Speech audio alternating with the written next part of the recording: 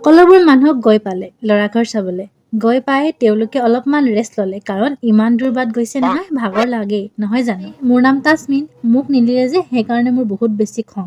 কাৰ লগত কথা নাপাতো বুলি পুৰা থিৰাং কৰি লৈছো। আমাৰ ফেমিলিৰ মানুহৰ লগত ল'ৰা ঘৰৰো মানুহ বহুত আছিল। তেওঁলোক অলপমান বহা পিছত চাহ নাস্তা কৰিলে, কিন্তু কি খালে মই নাজানো দেই, কাৰণ মোক নিনিলেই নহয়। কিমান অকল্পিতা মানুহবোৰ দেখিছেনে? চবকে একেলগে যোৱা আৰু খোৱা দেখি মোৰ যে গা জ্বলি পৰি শেষ হৈ গৈছে। এনেকুৱা ফেমিলি মানুহ আপোনালোকৰ ঘৰত আছেনে? মোক ক'বচোন।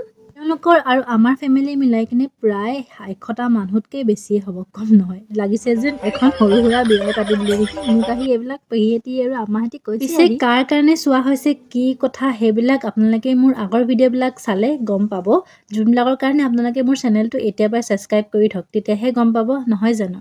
আৰু বহুত ইম্পৰ্টেণ্ট কথা এটা, ল'ৰা ঘৰটো এতিয়া নতুনকৈ বনাই আছে, বনোৱা কাম শেষ হোৱাই নাই। সেইবাবে পিছৰ বেকগ্ৰাউণ্ডটো আপোনালোকে এনেকুৱা দেখা পাইছে। পিছে ছোৱালীজনীৰ কপালখন ভাল দেই, নতুন ঘৰলৈ যাব।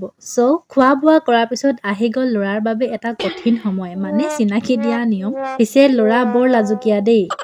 ল'ৰা মুখখন পিছতহে দেখাম স্পেচিয়েলকৈ, আজি নেদেখাও। কি কয় আজিলৈ ইমানেই আছিলে, আশা কৰিলোঁ ভাল পালে, কিন্তু চেনেলটো ছাবস্ক্ৰাইব কৰিব নাপাহৰিব দেই। আকৌ লগ পাম নতুন এটা ব্লগ লৈ। আজিলৈ আহিছোঁ, বাই বাই।